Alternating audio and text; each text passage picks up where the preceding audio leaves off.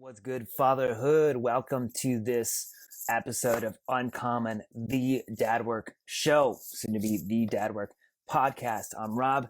You guys know me, and you know my vision. I'm going to tell it to you again. My vision is to create a world where dads can live up and show up at their fullest day in and day out, no matter what life throws at them. I strive to empower dads to build the inner and outer strength, energy, patience, presence, and power to be the cycle breaking and legacy making leaders for themselves, for their families, and for the world. And you know that my ultimate goal is to build a community of uncommon dads who embody the physical vitality, mental strength, and emotional mastery that really their families need and deserve from them. Through Uncommon, I aim to create a movement that transforms the lives of hundreds, thousands of fathers, families, and the planet as an MFing whole. Today, we're going live with Troy Casey, the certified health nut and the super PsychoChicken of Cyberspace. And we're going to talk about all kinds of things from becoming a brave new man, authenticity, technology, and the sacred mirror that is fatherhood. Troy Casey, the number one certified health nut and the super PsychoChicken of Cyberspace. Welcome, sir. Thanks so much for having me on, Rob. Yeah, man, I'm so excited that you're here. It's an honor. I just gotta thank you, man. You've been an inspiration to me all these years, and your story of going all in inspired me to go all in. So you, sir, are one of the inspirations for myself, the uncommon dad. Awesome, man. Just inviting a couple people here. Bring them on in. Let's get crazy. Let's get awesome crazy. To be here. Thanks so much for having me on. So we were chatting right before this, and I want to dive right back into it. We were talking about authenticity. You know, we're here to talk about dadhood and the state of the world, and fathers were really the centerpiece. We hold the family together and the fabric of society together. And authenticity is hot for you right now. What's going on with you and authenticity? Well, I think we've just gone into the depths of, fake news, fake boobs, fake hormones, fake food, right? And it's coming to play in a negative way. And the great thing is that I never want to play the victim at all. And it's like the concrete on the shoot of grass, and you can't kill the human spirit, right? And so it's like, how do you wake up a human being? You oppress their consciousness, their spirit as much as you can, and that makes us fight. And we're right in the middle of that process right now of fighting for our lives, right? This is, you could call it spiritual warfare. You could call it, awakening the divine within, if you will. And so I think this is a great time to be alive. There's many prophecies about this time. And I've been talking about a quantum leap in my lectures for a few decades now. And, what does it look like? Well, it's not always what you expect it. Oftentimes, maybe we want success in our lives. Maybe we want a family.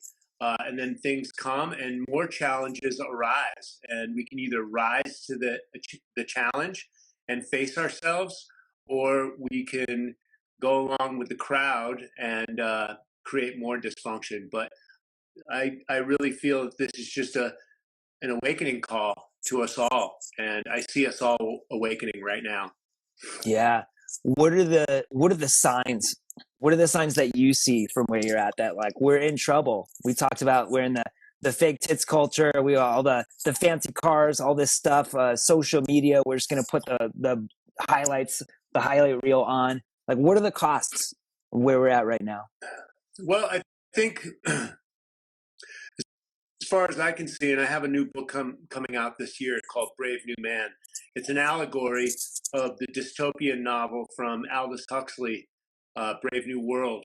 And so I think it really comes back to manifest destiny and really wanting to conquer nature. And the way I see it is just part of our evolution. And I do believe that we can live with harmony, peace, and harmony, and create that harmonic vibration we're in symbiotic relationship with each other, and I think we're just waking up to that. I think Darwin and some of these mechanistic physics scientists, Newton, it was kind of separation and creating our biology like it was mechanics, and physics like it was mechanics, and that we could just build systems around it. And the systems right now are choking off our life support.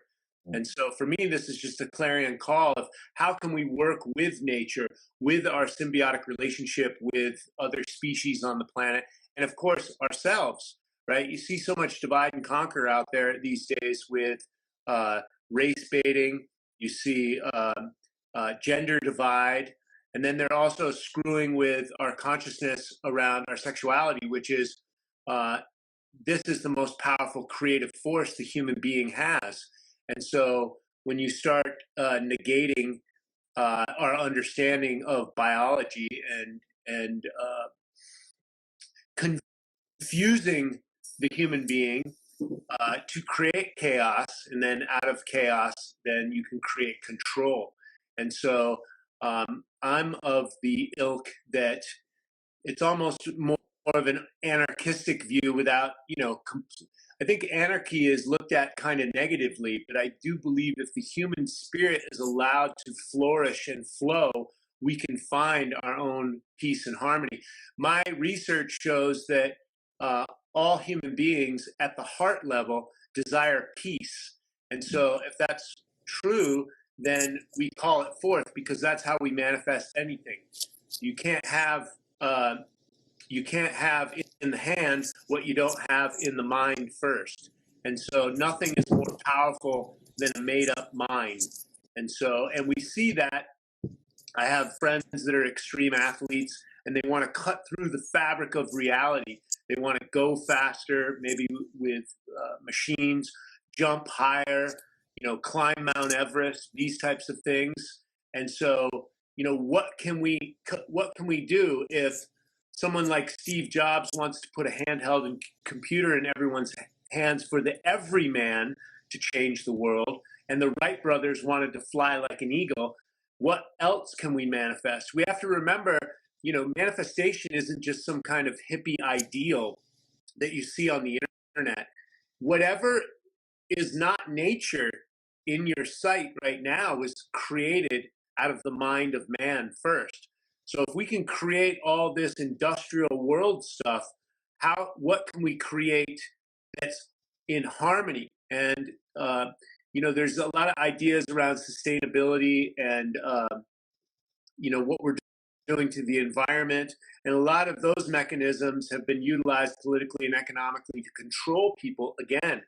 However, if we align with biomimicry, and biomimicry states life creates conditions conducive for life, and so a spider at room temperature aqueous solution with materials from their local environment can create something 5 times the strength of steel.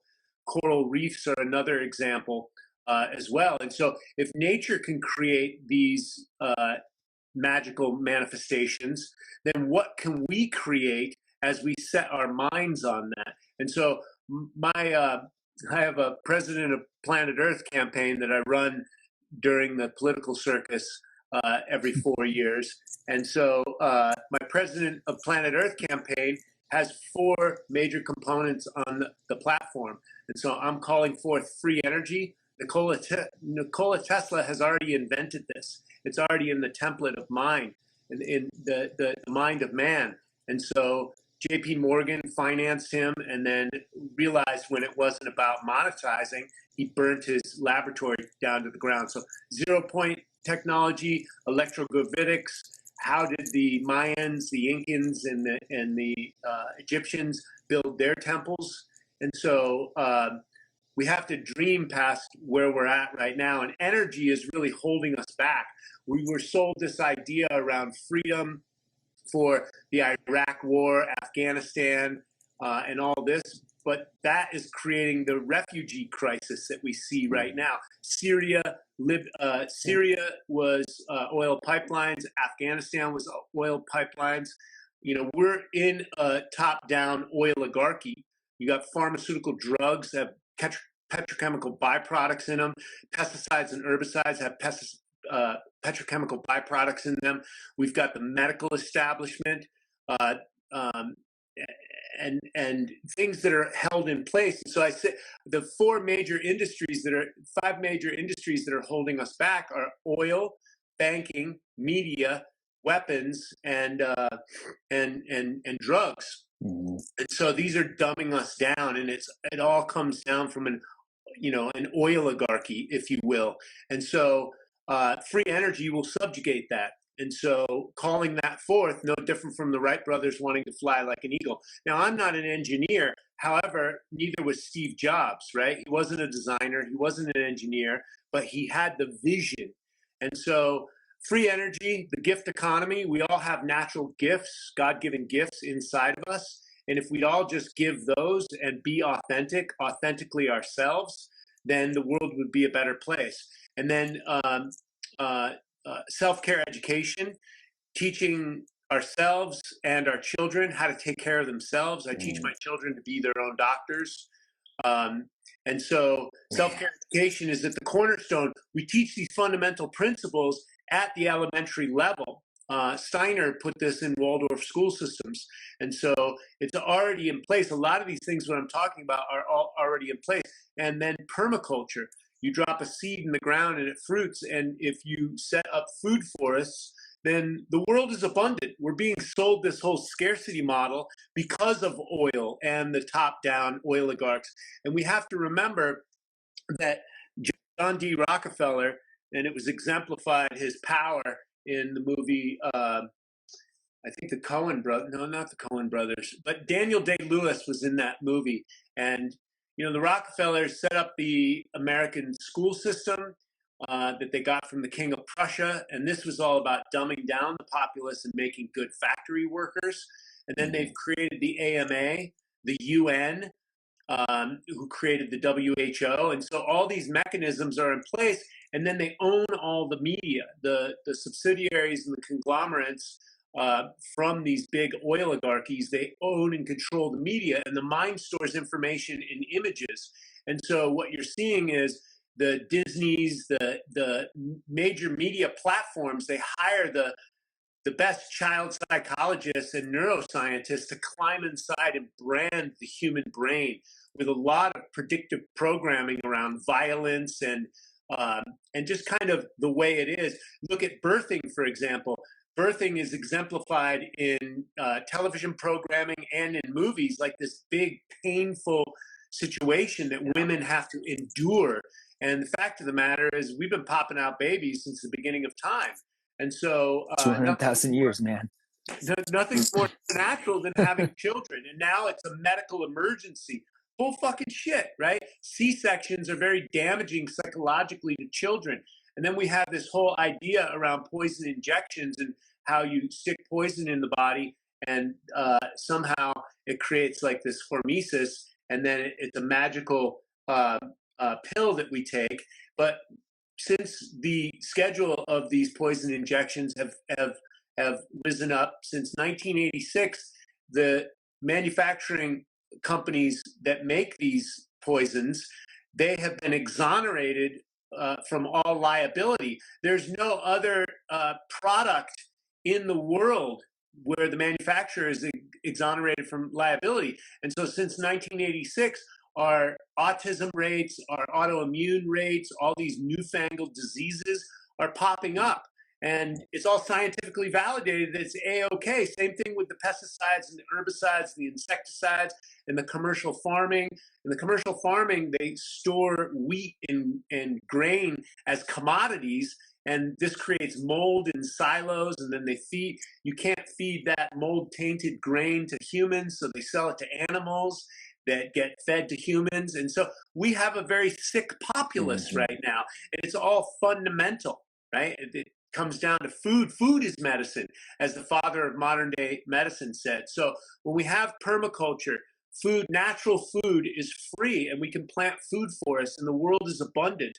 Everyone that I know that has a garden or a small farm, there's always abundance around, and we're being just sold this scarcity model. And I like to make this point on the scarcity model.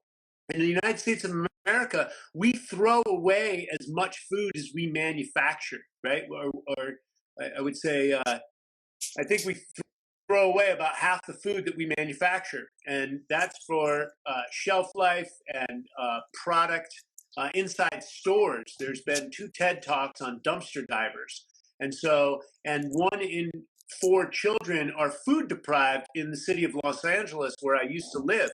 And so the solutions are before us. It just doesn't have to do with people over profits or profits over people for these major corporations. We just have to get back to basics. And the way I do that is working with the media, the same way that things have been turned around. Paul Chek likes to quote this famous scientist, and he said, if 100 years can wipe out 1,000 years of truth, then the opposite is true. 10 years of truth can transform 100 years of bullshit. Let's get busy. And so I'm all over the internet and utilizing the media conduits as much as I can. I've been in front of the camera for the last 33 years, so I'm giving the gifts and the tools that I've been giving my effortless genius, my legacy. I'm just happy to make content all day long, because the truth, I am the living truth, right? I am the law, the living land, air, and water. And so if I can achieve a marginal level of health at my age, I'm almost 60 now, and so if I can achieve this while our statistics, 70% of the American people are obese or overweight, then what can we do with a healthy world? If I can do it, you can do it. If I can do it and you can do it, other people can do it, and the world can do it. And so that's really where I'm at. Permaculture, free energy, gift economy, and self-care education. Such powerful stuff, especially bringing your kids into that. There's a ton of stuff that came up for me, and we started out talking about Brave New Man, the power of allegory, and I think you've really clearly outlined the place that we're at and where we're going to go if we don't do anything. I'm curious if you could tell us about the prophecies, or the prophecy, just to simplify this a little bit. Well, the one I like the most, and I spent many years working in the Amazon with an herbal company and drinking ayahuasca. Our vendors were the Shipibo Indians, the natural stewards of the land and the pharmacopoeia. And it's been said the Shipibo knowledge of herbs is much more powerful than the Taoists, which wrote it down. And the Shipibo Indians, they never wrote it down. They're just living it. And so I saw the destruction when I was down there, and and I drank the ayahuasca and had visions, and that was my, my real big wake up call. And I saw, what was possible. So this is where I've gotten a lot of my ideas and where I came from. And what was the exact question that you asked again? Tell me about the prophecy. So the eagle and the condor prophecy is the one that I like the most and resonate with. And it talks about a time where it was prophesied about 500 years ago that something like the white man would come, and then there would be a big time of destruction. And then ultimately we would come back together and soar as one. So the eagle represents the technological advancements of the North American eagle, right? And the condor represents the heart-based wisdom of the people of the earth, of South America. And so, and there have already been big ceremonies, 2008, 2012, here in the Four Corners of the United States of America, where they brought up the chiefs from South America to meet with the chiefs of North America. That happened in 2008 and 2012. Big events here. And then, of course, the culmination of the Mayan calendar in 2012. And I see that, happening now. Look at this whole resurgence of ayahuasca, the natural plant medicine that dissolves the veil of illusion, and we get back to the heart-centered wisdom that is in all of us. And so you've seen, ayahuasca spread incredibly. And about 500 years ago, that's when Pizarro and the Spanish conquistadors came, and they tried to build churches over the Incan temples, and the earthquake in the early 1900s decimated those churches, and the Incan temples still stood. And so there's some magic that has happened on this planet. And I never learned about the Mayan temples when I was in school. So when I heard about these huge pyramids in Mexico, I flew down and I saw them, and I went to the temples in Peru and in all the Incan temples and Machu Picchu. And I was like, wow, these civilizations that have walked before us, I mean, this is some pretty powerful stuff. And I was amazed that I hadn't been taught about that. And I still think there's a tremendous amount of misunderstanding around that. I know Graham Hancock has done a bunch of work on that. And so I think your phone's, your cord has some interference. But Graham Hancock has a Netflix special called Ancient Apocalypse, and he makes very interesting observations that many of these temples around the world that weren't talked about in school. For me, Göbekli Tepe, yeah, for example, and many of these other temples, they all point to Sirius B in Orion's belt.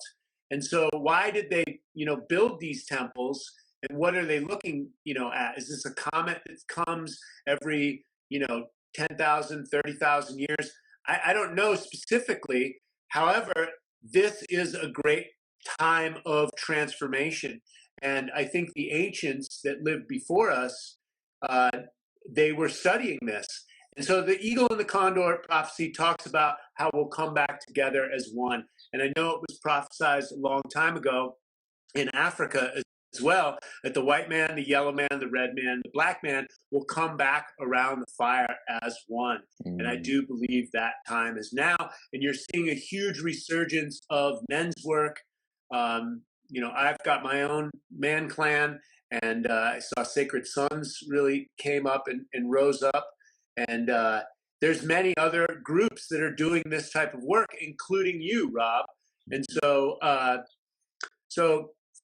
that's why I'm writing this new book. I've also had plenty of challenges in the modern world.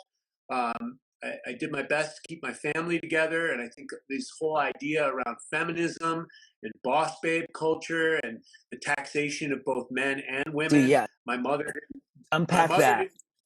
I'm gonna take my pullover here so I don't have the Russell brand of my necklaces and zipper hitting my microphone. But tell us about the feminism, the boss babe culture, all this stuff. Because you were talking a couple of weeks ago about the divorce rate. Like, we're at 50% right now. That's massive, and that's such an important thing for our families. So I'd love you to unpack that a little bit more while I make this little wardrobe change. Yeah.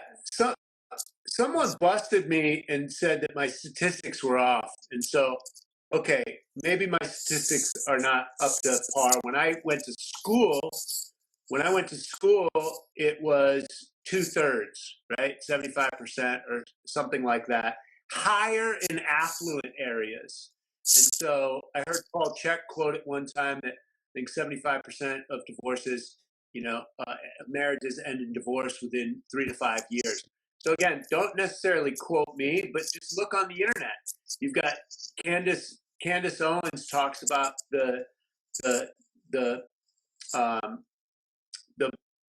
black family, and most, I think, a good percentage, like 70% of incarcerated black men come from fatherless homes.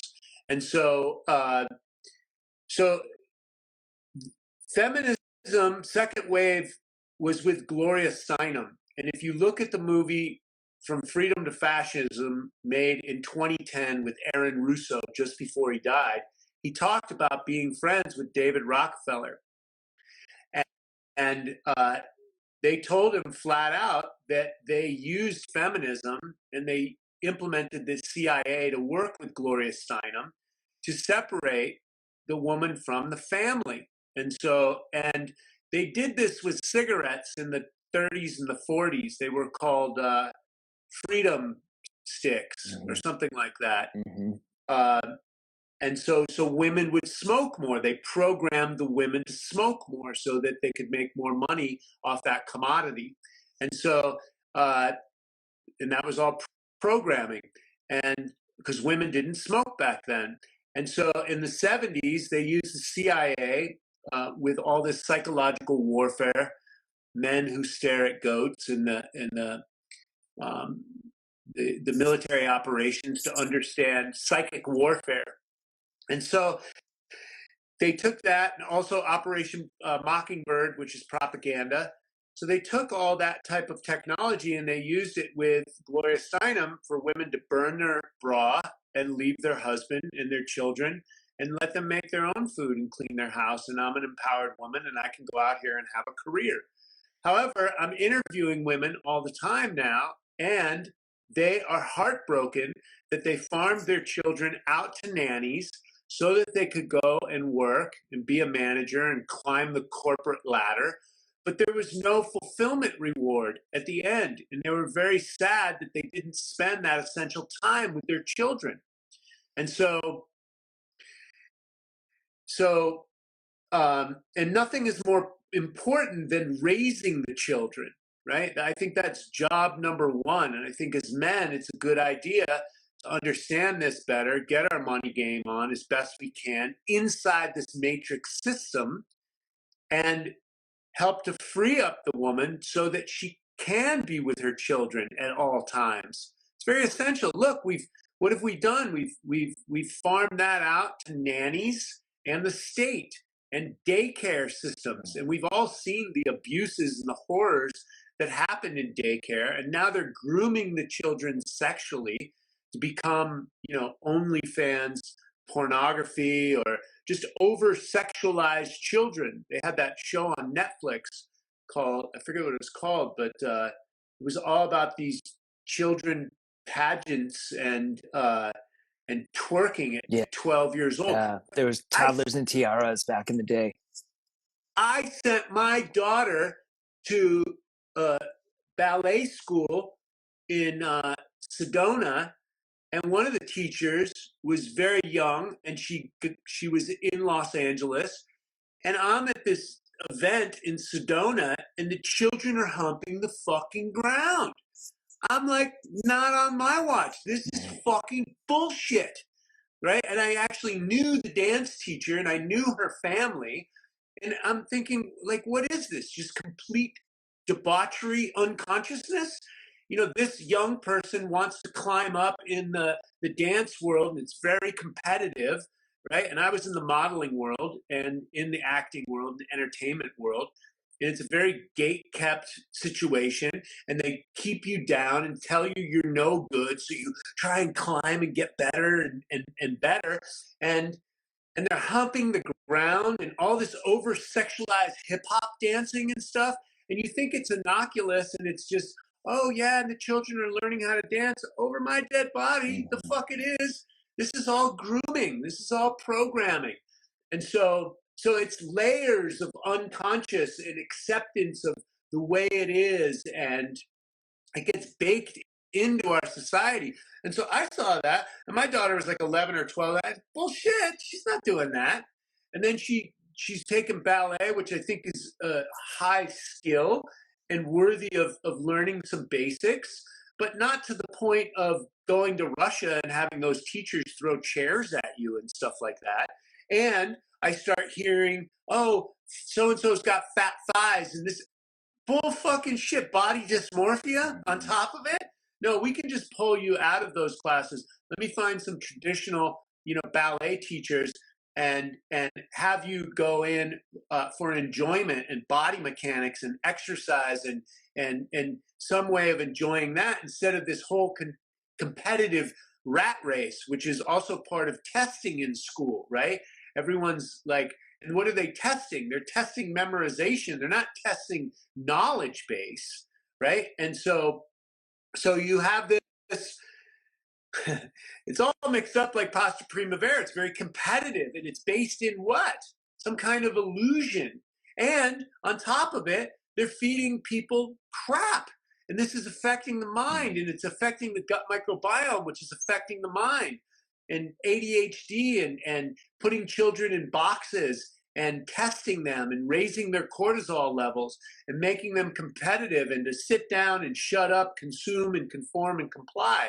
And so I don't want to go down too much of a negative rabbit hole, but this is where we are, baby. Yeah. You know, and people are like, oh yeah, women's empowerment, this is great. Yeah, who the fuck's watching the children? And what happened to the food supply? Last I saw that GMOs were allowed to be in the food supply and sprayed with pesticides and herbicides, and junk food is everywhere. And who are the natural nurturers of the family? The women. And they've been shoveled off to work. And I say this again because feminism, that big push in 73 with Gloria Steinem, that was 1973. My mother didn't work until 1979, and it was a hobby. Now in her 70s, she has to have a full-time job just to survive. So how frigging empowered are we? Yeah. Yeah, when my wife and I met, she was full on boss babe. And until, like, to your point, until I stepped up, and I, believe it or not, back when I was in college, I was going to go get a minor in feminism and women's studies, until the teacher pointed at me and was like, "You're the problem." And I was like, well, this doesn't feel right. And for so long, I was this feminized man, which I think is, like, my generation, a massive problem.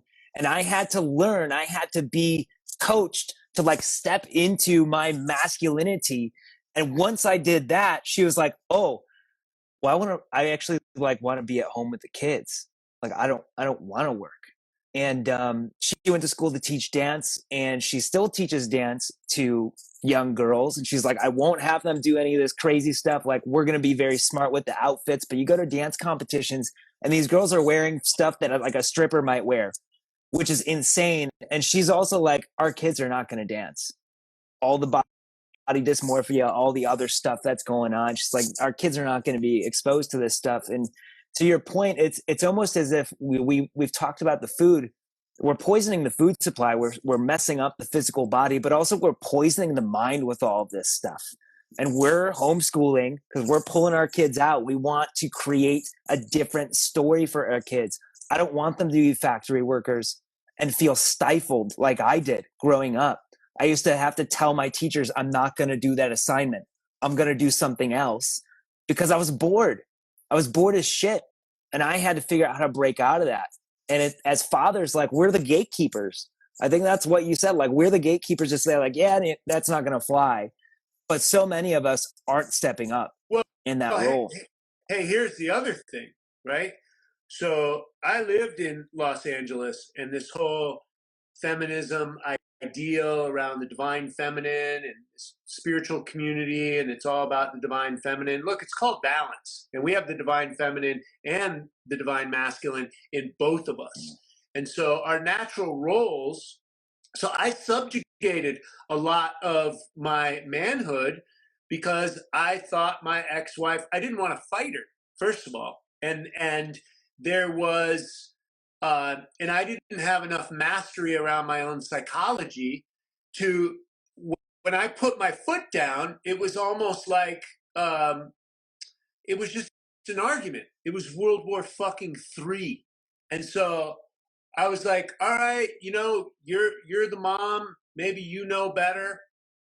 And we had some ups and downs in our businesses, and I had black mold poisoning, and I had extreme brain fog, but our whole family got sick, right? And so, and you know, what are the marriage vows? Till in sickness and in health, to death do us part, right? Those types of things. Well, that all goes out the fucking window once there's not enough money on the table, or perceived money, because we're sold this idea of scarcity. And when I do the math backwards, we were living in a vacation destination, Santa Monica, California. We had brand new cars. We only ate organic food. We were living on the beach, etc. We didn't really have, maybe the idea that we didn't have enough, but sure enough, we were living a pretty magical life. And so instead of having gratitude, sticking together and working on that, it was divide and conquer. And at the time, her business was being subjugated by digital communications. Amazon.com was displacing, she was in the fashion industry, and it was displacing that industry and that business. Her business model shifted in the span of like 5 to 6 years. And one of my businesses was up. I had a bunch of national commercials running when my son was born. And then I wasn't shooting any commercials at the time. And I was working with that herbal business, and we sold it to another company. Ups and downs in business happens. And then I had the brain fog, and I was monetizing myself online, and I didn't know the next steps on how to do that. And so we talked about that. We fought about that. And her decision was to go back into her failing industry, and it almost killed her. And I was like, well, I'll raise the children then. That was me manning up, right? I was like, I don't want to farm them out to nannies. So I don't know how to monetize myself online yet. I'm learning. And so I still worked online. I've been online making videos, and most people don't understand. I wasn't fucking around on YouTube. I was a professional back then. I was editing my own materials. I was uploading it. I was learning these platforms. I was in front of the camera. I was acting, directing, writing, all of this stuff. But that had no respect because it wasn't monetized yet. And so, years later, anyways, I had a thought, but it took me a long time to build that. And in the meantime, I played Mr. Mom. Well, let me tell you, that got no respect. Absolutely no fucking respect. And you know what? I have to give myself respect, because I respect that. My children were with me from day one. I never left a day unless I was out traveling for business. And that was only a week or two maximum, and it wasn't that often, right? I was with my children every day since they've been born, and that gets no respect. And that's how I manned up at that time. And so it wasn't until we got divorced, too much arguments about money. We moved 15 times from the mold, and so our family just kind of got broken down. And finally, there was just too many arguments, and we got divorced in 2017 because we didn't have enough money. And so I vowed to get my money game on at that point. And I'd been working on it for years. I've been an entrepreneur for the last 20 years almost. And, things take time, and ups and downs take time. So I vowed to get my shit together. People say anger, anger's not a good emotion. I use that fucking anger to channel myself and to just get it out. I was fucking pissed of being broke. And I said, whatever poverty consciousness is mine, I'm going to own it and work through it. I hired a coach. And so I started building my business, living in my single bachelor house at the time. I took care of my children. We had a 50-50 split. And within about a year and a half, I built my business back up. And when that happened, all I wanted to do was put my family back together. And so we eventually got back together. My ex-wife started drinking the ayahuasca as well. And there was a certain wake-up component of that. Later on, I found out that they were doing medicine when they were doing drugs and not medicine. And so that has its own problems. This is why I talk about proper integration and preparation for doing plant medicine. It's not just go and party on drugs. There's there's spiritual implications with that. So anyhow, we got back together, but this whole boss babe thing just kept creeping up on us, and we got the house of our dreams, and everything was going well, and it was like that wasn't enough. I don't want to be a mom. I don't want to be a housewife. I want something else. And I'm like, really? How could you want something else? What else is there? But okay, and maybe that person has it now. I don't get it. I don't want to get too personal because there's still, stuff going on with that. But I just really feel sorry for people that do that. And it's like, what the fuck else do you want? I'm almost 60 right now, and you get into midlife and you don't have your family and you don't have your children. What the fuck? What I don't understand. What else there is? Yeah, I don't. Yeah, we're in such an interesting time where, like you said, there's so much men's work emerging. There's the psychedelics are reemerging. All this stuff's happening for a reason. And I think that we're really seeing the cost of living out of alignment with our embodied energy, or our masculine, feminine essence. We're seeing the cost of that. And where was I going? And we're somewhere I was going with that. We've been presented this opportunity as men to go way back to what we were talking about before. The earthquakes, they brought down the Spanish churches that were sitting on top of the old Mayan and Incan temples. And I see us at a stage as husbands, as fathers, as men, experiencing a similar catastrophe right now, where the modern structures are being revealed as what they are, which is very artificial and unsound. And we're being faced with an opportunity to step up and create this new version of fatherhood, or perhaps a primal version of it, a tribal version of it, where we are strong, we're assertive, and the women who are stuck in this feminist mindset. And I'll say that I'm a feminist, in that women are just as important as men and are different, for sure. All the other political bullshit that goes along with it, I'm opposed to most of it.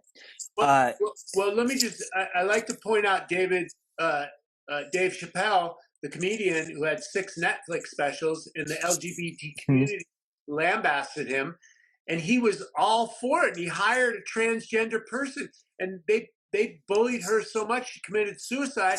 And he said flat out in the beginning of that, he is a feminist. Feminism is women's empowerment. Of course, who's not for that? And I understand there's been assholes and abuse in the past. We're not talking about that. But true empowerment, the masculine, the divine masculine, allows to set up a safe perimeter so the feminine can dance, if you will. And the feminine represents the women and the children. And so what you see with feminism is not true empowerment. It's more enslavement. It's who you're working for. You're paying into the tax structure. What are you working for anyways? What are you paying for? Yeah. Why don't you cook at home? Why do you got to eat out? My wife has said this. My wife has said this so often. It's like, why would I go to work to make money for another man while paying another woman to raise my kids? If we could just figure it out and I could raise my kids and empower my man to go out and make that money and bring that bread home for our family, and then raise our kids in a way that's going to empower them to live at their absolute fullest potential and expression, which is what I feel like I'm here to do, is to extract that from there. God put them here, universe, whatever you want to call it, put them here with a specific nature and path. And that's the unique role that we have, man. I want to bring you back to authenticity.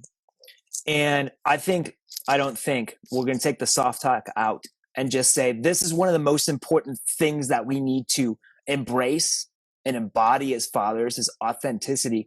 I want to know, what is authenticity to you, and how do we start practicing it? So I have a new coaching program for the last year, and it's going amazing. And I encourage everyone to get my free download on the link in my bio. But it was going to be called How to Be Your Motherfucking Self, right? Be you, right? That should be the name of that, because nobody else can be you except for you. You have a unique je ne sais quoi, a way of being, and you have unique gifts. So what does you need biologically, physiologically, and psychologically as a fundamental? Body needs rest. You need good sleep. There's lots of research on circadian health. Body needs pure water. You're mostly water. Body needs nutrition, and that nutrition should be devoid of chemicals, toxic compounds, industrial compounds, right? That kill the microbiome so the mind can be healthy as well as the body. The body needs movement every day, not working out necessarily. It needs movement. The purpose of exercise is to move the lymphatic fluids. A stagnant body of water turns into a cesspool. Body needs to move. What's happening with the children? They're not playing anymore. My children went to a Waldorf school, and first in kindergarten, he went to a public school briefly. And as soon as he got to Waldorf, he said, your child needs to play out on the monkey bars because his gross motor skills and fine motor skills are not aligned. As above, so below. How you do anything is how you do everything. How you develop, right? Your gross motor skills affects your mind, your body, everything. And they teach sewing and needlepoint, and they also teach to play on the monkey bars. The human body needs to brachiate. You need to stretch the arms over the head, and so play like monkeys. And so we're not moving properly. The body, you're in relationship with everyone. It's a good idea to have a little bit of gratitude for the food that's in front of you, maybe the roof on your head, the abundance that's around us, and then you're in relationship with everybody else. People piss you off. Maybe you need a little bit of forgiveness here. So those are psychological elements that we need baked into our society: understanding, compassion, empathy, viscerally, not pumped down our throats. Like, you need to be kind to the government that's fucking you over. No, not that bullshit, right? Not that bullshit. No, we don't need to be kind to the BLM, Antifa, manufactured coup d'etats. We don't need that. Everybody, there's a good point. There's only one law, right? Do no harm, right? Don't tread on me. It can be said another way. So do no harm has a yin-yang flip to it. Do no harm, take no motherfucking shit, right? First Amendment, free speech, practice of religion. Second Amendment, protect yourself. Right? These things are baked in. Our God-given rights are written on that piece of paper. That's why America is special. That's why the representation of freedom. That's why the Constitution, our God-given rights written on a piece of paper, never been done in our history, has been written down. And so that's why the United States of America is the most advanced culture, society on the face of the planet. We represent true freedom, not slavery. Now, we've been sold a different psychological device of mind control that we're not fully aware, Disney programming, media programming. So there is still a slavery component of it. The fake fiat currencies, the Federal Reserve, and the predatory lending and all this stuff that we're doing, this has created slavery. Mind control has created slavery. Operation Mockingbird, MK Ultra, these CIA directives to control the populace. And so we are here just waking up out of this. We don't need money. Money's fake anyways. The world's abundant. We just have an economy that everybody thinks that's just the way it is. Well, the Wright brothers wanted to fly like an eagle, and we can call forth new ideas. We can make technology our whipping boy. If the economy crashes, men still want to go out and move their bodies and their hands. They want to help. Naturally, we want to help. We want to work. But we're being so enslaved that we get confused on those ideas, and we have something that has no intrinsic value. It's just ones and zeros on a computer program and fake paper, right? And so, but we're sold that that's the way it is, and we're just breaking out of these ideas, if you will, or mimetic viruses. Memes are ideas with values attached to them, tribalistic ideologies or idealistic tribalism, whatever you want to call this. And so it's the same thing you see with the political structure now, as if the Democrats and the Republicans are the only thing that we have to offer, and these are just a bunch of corrupt motherfuckers. They don't represent, like, you know, liberal ideas and conservative ideas. They're economically and politically weaponized systems, ideas of mind control and propaganda. Anyways, I'm getting kind of out there. We could keep you going for a baby. while, man. Yeah, what I really heard at the beginning and throughout the entire thing is that we have to take care of our bodies first to get in contact with who we are. Yes. The book of knowledge, if you look up the etymology, AUTO-HENTES, is acting on one's own authority. And we can't do that unless we're taking care of ourselves. And we're so manipulated. You talked about the Disney industrial complex, everything else. We're so manipulated by that, the scarcity mindset. I don't know if people know, when you're under stress, you lose 80% of the blood flow to the thinking areas of your brain. So you just turn into a walking impulse. Literally, we're dumb. We become stupid. And then, well, they've got us with whatever programming that they've given us. AUTO-HENTES, authenticity, is doing the work necessary from my vantage point here through this conversation to take care of ourselves so that we can act on our own authority and make the decisions that expand freedom and love and happiness for ourselves and our families, man. Oh. That's it. Like authenticity, you got to take care of the vessel first. There's some basic fundamental principles, and then you can show up in service to others. When you have honesty, you look in the mirror, you face who you are.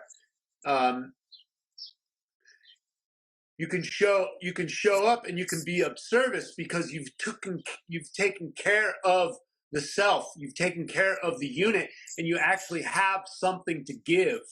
And so, and then I like the definition of integrity. When the mind, the mouth, the heart, and the gut are aligned, literally and figuratively. How many times do I see this whole talk about integrity in the business world, and you get somebody who's got their guts blown open, right? They're full of shit, literally and figuratively. And so we have to watch, you know, who we're getting our information from. I've got a new car. We've all known mechanics can be manipulative and dishonest. I've been in business for a while. I was very interested that when I became successful, that people, all sorts of people will take your money and not necessarily give you value in exchange or do what they say they're going to do. That blew my fucking mind as a man. And we don't know this, right, until you have a certain degree of success, a certain degree of cash flow. They don't teach that in school. They teach you to go out and get a good job, right? But as an entrepreneur, you start climbing that ladder and you start manifesting and you start creating. And then the cockroaches and the parasites and the lawyers and all these types start coming out and try and get at you. And it was amazing and blew my mind. And that is what the essence of Brave New Man, my new manuscript, is all about. And so the subtitle of it is Face Yourself, right? We rise up. I was sued erroneously. Somebody vaporized my savings account. And let me tell you, you would think that the bank would investigate it or this. People were like, I don't know. Well, I don't know. My kids were evicted out of a Sedona Unified School District building for a Waldorf school that was in business for 6 years, and there were 75 students there. I grew up in America. You're in a small town and something goes wrong, the kids lose their school. Don't you have a bake sale or some kind of thing where you rally up the troops? No, I interviewed the vice mayor up there, Scott Jablow. It's still up on YouTube. He's just passing the buck. Well, I don't know. That's you're the mayor. You're the vice mayor running for mayor, and you don't know? Fucking bullshit. You're a man? Fucking bullshit. Who the fuck are you? Your children get kicked out of a school? And it's a Sedona. It says on the top, Sedona Unified School District building, and you work for the city council for 8 years, and you're running for mayor, and you don't know. Oh, and here, let me ask you another question. What's this ICLEI thing? This World Economic Forum platform, International Council of Environmental, blah blah, mayors, this and that, and then, hey, what all these policies are now baked into the city of Sedona. What's this all about? I don't know. Really, you don't fucking know? Who the fuck are you? You're a fucking man? You fucking allowed that shit to come in to the United States of America? It's a globalist ideal think tank? And now it's baked into this small town in America? Go fuck yourself. I couldn't believe this shit. And that's the type of abdicating responsibility we see so much in the world. And as I've seen on this thread right now, people are like, oh, talk about empowerment, talk about the sweet stuff. No, fucking stand up as a man, motherfucker. How about that? How about you face yourself? You get behind the wheel, right? You want to comment on me, and what are you doing in your neck of the woods? Are you having these difficult conversations? People say you can't talk about religion and politics at dinner. I talk about that shit at Christmas dinner. Right? This is the most important shit. The world's going to hell in a handbasket, and everybody knows. What, you want to stick your head in the sand and act like the spiritual community in LA and Sedona? Oh, it's all love and light, man. It's you're being low vibe, man. High vibes only. Yeah, go fuck yourself. This is high vibes, man. It's time to fucking wake up. Man the fuck up. Savage and saint, right? We have that primal nature in us. We are here to carry forth the tribe, right? Protect the perimeter. Man knows what's on the horizon to eat and what potentially can eat him. Man the fuck up. Get your balls in place. If you need to, slap them. Slap them, man. Speaking of slapping, and I'm going to come back. What, do you have a hard stop, or are we good for like another 25, 30 minutes? Yeah, I'm good. Cool. Speaking of slapping, and then I want to come back to fatherhood. I've seen you posting on ball slapping lately. I've been into testicular massages the past year. I want to know about ball slapping. We're going off the rails here. I want to know about ball slapping and sunning your balls, man. This is a man's show, a father's show. It's important. Well, look, we're just talking about health, integrity, authenticity. You got prostate cancer. If you make it over 60, I think it's a high percentage. In today's world, you're going to die of prostate cancer. So if that's the case, what are we made of? What are our tissues? Our tissues are made up of vitamins, minerals, and enzymes, right? So you want to eat pure food. There's also toxic waste in our environment. Whatever they're flying out of these planes, whether you call it jet fuel or you call it chemtrail, I don't give a fuck what you call it. But whatever it does, it gets all in the sky, and then eventually it falls down here. So you get this toxic accumulation, bioaccumulation of toxicity, depending on your detoxification pathways, how open they are, how often you sweat it out, how often you move your body, how often you give your body herbs that naturally detoxify the liver, the kidneys, and the colon, is your ability to clean out the system and detoxify the system. And so, what was the question again? Sorry, ball slapping and sunning your balls. Yeah, you brought up slapping your balls. Somebody in the chat was like, "Do you see other animals slap their balls?" And I'm like, "They don't wear underwear. They're walking around. They're hitting their legs all the time." I want to know about ball slapping and sunning your balls. Yeah, and animals also have full spectrum sunlight all the time, right? They're out in the elements, and so look at testosterone levels right now. Xenoestrogens are in the environment. We're talking about pollution. All this stuff accumulates, and the sediment goes into your pelvic floor, and underneath your pelvic floor is your prostate. So these toxins can accumulate. And so I went back and studied ancient yogic and ancient Taoist principles, and the getting the sun on your testicles. I learned this a long time ago when I was out camping in the sun, and boom, I got a boner. What's this all about? Well, being in nature and out in nature and getting sun all over your body really turns you on. And so, and lo and behold, my friend Ra of Earth, he he went to Kundalini school, and they studied all this esoteric knowledge. He talks about your hair as an extension of your nervous system and this ancient technology. And there's 3 layers of dermis on your body. And so your skin, and all 3 layers culminate in your anal orifice. And so getting sun on your testicles is good for testosterone. Getting sun in your anal orifice is like getting an injection of sun energy. Sun is the source of all life on planet Earth. So we can actually go out and get sunlight, and that is nutrition within itself, right? Breathing is the first form of nutrition. Sun is the second. And so getting sun on those thin layers of epidermis gets the energy into your mitochondria a lot quicker. It's been said that 30 seconds of butthole sunning is like being out in the sun with clothes on for 8 hours, right? It charges you up. My business partner, Barbero, he's a sun god. He goes out and lays in the Phoenix sun in the summer when it's 115 degrees. He lays out one side an hour each side. He loves the sun. He's Italian, and he's fit as a fiddle. He's got big muscles, and it feeds his mitochondria. It feeds the mitochondria. There are no isolated systems.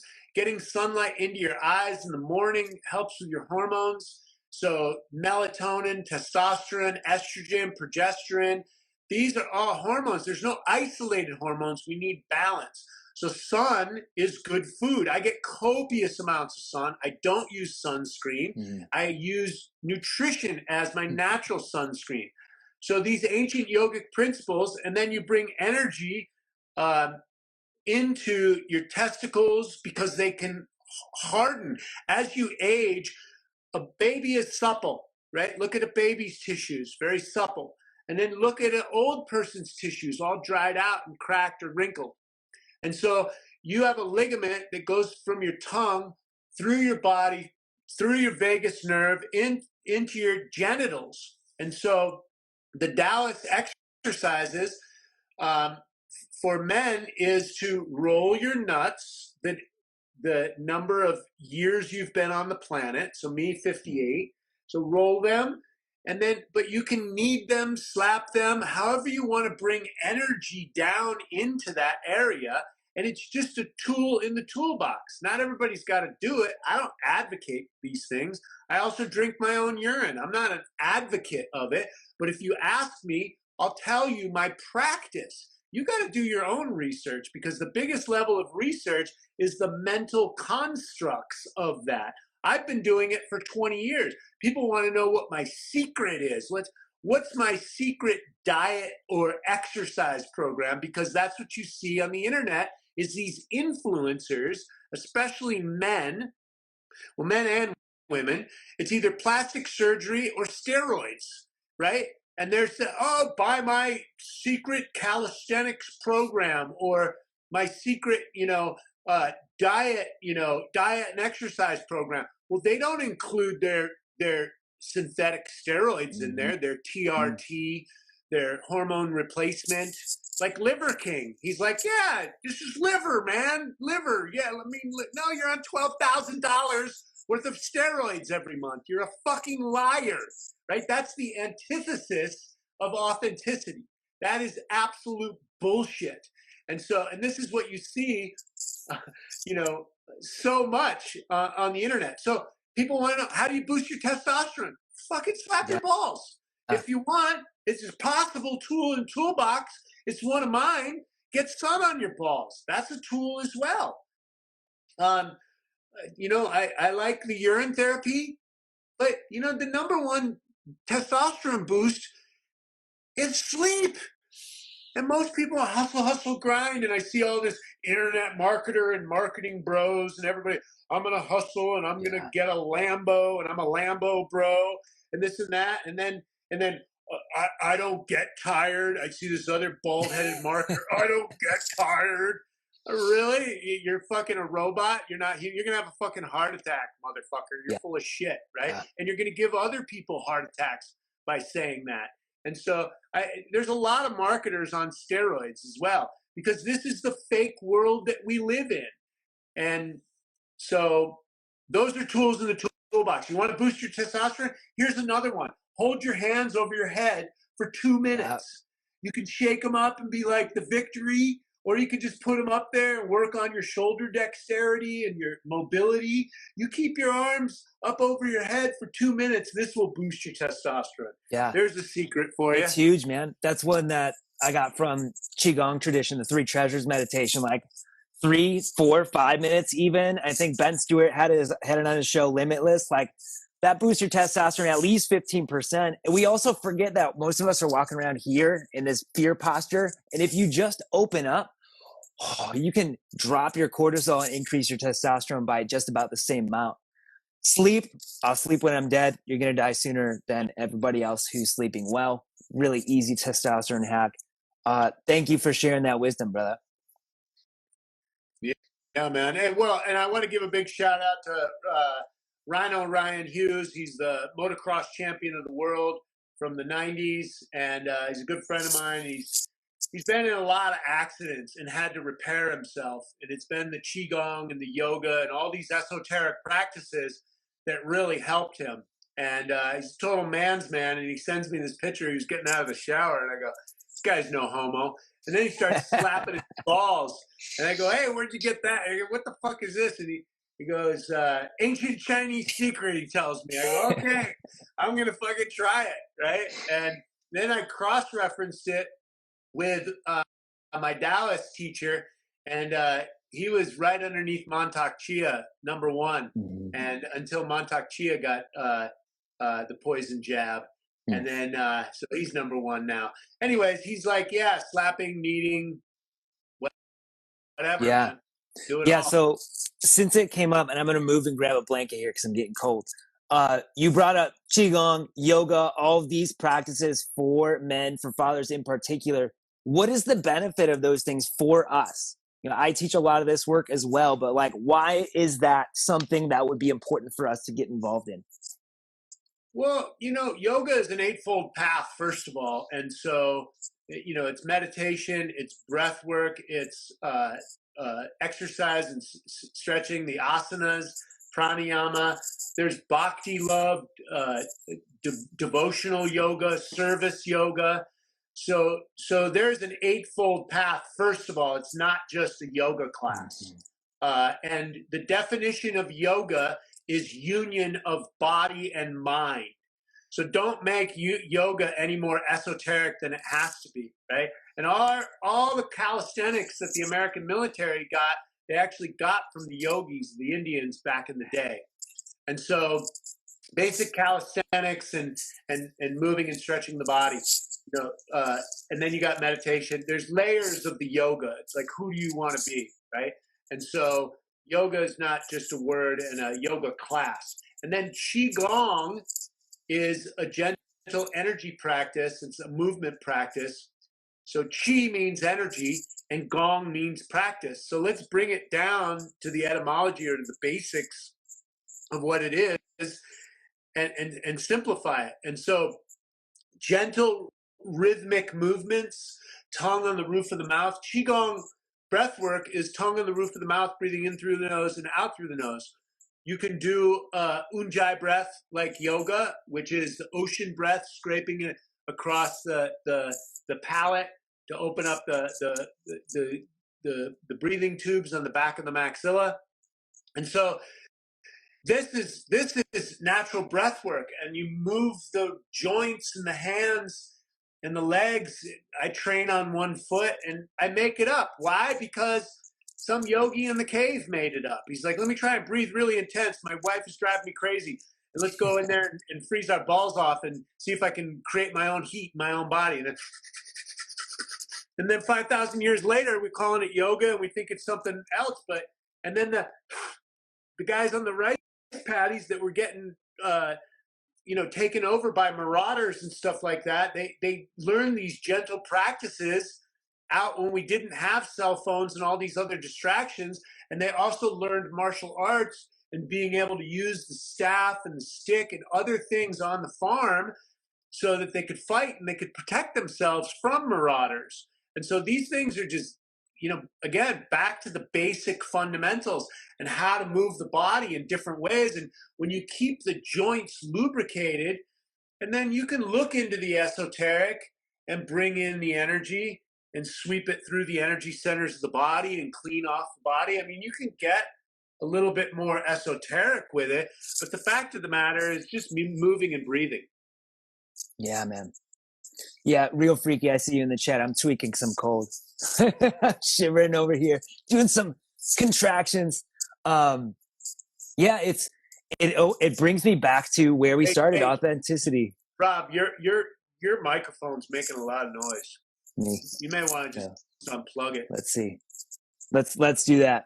Let's do that. When I move. There we go. How's that? Better. Much better. Yeah, it brings us back to authenticity, man. AUTO-HENTES. Yoga, union of body, mind, soul.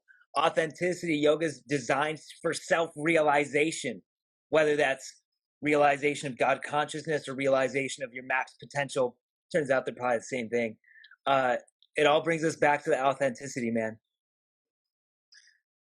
That's correct. And I postulate that authenticity is the new currency. Authenticity is the new oil. And I think Alex Hormozi says that attention is the new oil because people like Kylie Jenner, one of the Kardashians, can be a billionaire now. You don't have to be John D. Rockefeller and be an industrialist. You just get people's attention. And so you can turn that into a complete business. And so I'm taking it one step further. The bullshit's not going to fly anymore. The lip jobs, boob jobs. Let's just talk about the boob jobs. I had a specialist on the other day. She used to sell Botox and these types of surgeries. Well, it's wreaking havoc on the women right now. You add to it the pill. Their hormones are all messed up. They've got foreign substances in their body. Autoimmune disease is on the rise. Tissue rejection from foreign substances inside the body. Like, people are all messed up, but they're waking up. And there's people that are getting more explants than implants now. But you still see, the whole look at me culture. It's crazy. I don't let my children on social media, but everybody's just showing tits and ass. Yeah. And I'm a man. Like, that's attractive, right? Tits and ass are attractive, but plastic, that's not attractive. And I hear the women, they're not really doing it for men. They're doing it to compete with other women. And so this is a product of a very sick society. And this isn't about shaming. It's just like, you got neck pain, you got thoracic outlet syndrome, you got psychological pain, you got autoimmune disease. Well, look no further than your fake tits. Yeah. Yeah. I was just talking to a guy about the testosterone, and he was on testosterone, and it was making him too edgy. He works at PetSmart, older guy, really cool guy. We're talking about electric bikes and cars and stuff. And he's 63, and he got on testosterone, and it made him too aggressive, and he had to take Xanax to go to sleep. Anyways, he got all fucked up like Pasta Primavera, and then he got off TRT. And most people don't get off TRT, right? And now he doesn't have the energy to work out, so I turned him on to Qigong. And I said, this can up your energy. And so, because I want to see him get back in the game, he also has a lot of forward head posture. And so I wanted to work on his posture and then get him some energy back, because it can be done. But most people don't get off those drugs. Yeah. Period. Yeah. All right, brother. I'm gonna wrap this thing up. Getting close to battery dead time on my phone, which is similar to, we talked about sleep. You got to charge yourself too. And any parting thoughts, man? Any parting thoughts for us to show up more impactfully, more powerfully, more lovingly, to take our throne back instead of abdicating it as fathers, as husbands, as men? Just take care of number one. Take care of yourself first. As soon as you take care of yourself enough to love yourself enough, you're going to realize that fulfillment is not necessarily going to come from what you have or the type of trinkets or business that you're creating. You're going to naturally want to do as good as you possibly can, reach towards success, etc., without driving yourself into the ground. Your non-negotiables should be your nutrition, your sleep, your movement, and then ultimately your relationships. This is true fulfillment in life. And so I teach all of this in my coaching program. So if anybody's interested, I have a free gift. We're right in the middle of this class, so you'll have to wait until May until we launch the next class. But I have a free gift on my website. You can download that for my 9 pillars curriculum. It's everything that I teach, and I've been teaching for decades. And so take care of, the human vessel so you can take care of others. Get your legacy and your dream and your purpose. Get that very clear from your heart's desire, not some cockamamie idea that you want to monetize. What is your effortless genius? What do you love to do? What is it that you want to leave for posterity? Check in with that. Get your legacy and your purpose clear as a guiding light, as a due north. Man needs a due north. Man needs something to do, to go for, a direction in life. Otherwise, they'll go around in circles, and man's energy is very powerful. It can cut through the fabric of reality. And the last thing you want to be doing is fucking with that shit. So get very clear and go in the direction of your dreams. Go in the direction of your heart. Yes, give me 1 second to check something. There we go. I'm back. We're going to wrap this thing up. I got 5% battery left, just enough to save this and post it for you guys. I know I saw you asking for it. Troy, where can we find you and what you're up to? Yes, certified health nut across all platforms. And you can go to fitandfreelegacy.com, and that's my coaching program. And all of my certified health nut platform is there. I've got the new book coming out. Ripped at 50 is available on Amazon. This is my first book. And so you can get hardcovers. If you send me a DM and you live in the United States, we will send you one of these out autographed. And then you can get the paperback on Amazon.com. Awesome. Thanks for coming out, brother. It has been a blast. Have an uncommon day. Dude, it was awesome. Thank you so much. God bless.